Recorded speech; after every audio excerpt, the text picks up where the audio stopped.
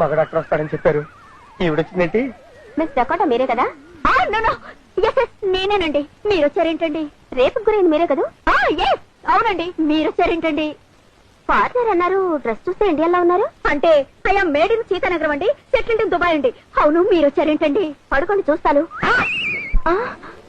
అబ్బే కాదు మేడం, మీరు లేడీస్ కదా, చూస్తే దడుచుకుని వస్తారు. వద్దులేండి ప్లీజ్. ఇలాంటి కేసులు ఎన్నో చూశాను, పర్వాలేదు పడుకోండి. ఏమండి? వద్దండి, నాకు బోల్డ్ సిగ్గండి బాబు. సిగ్గెందుకు? నేను ఆడదాన్ని, మీరు ఆడవారే.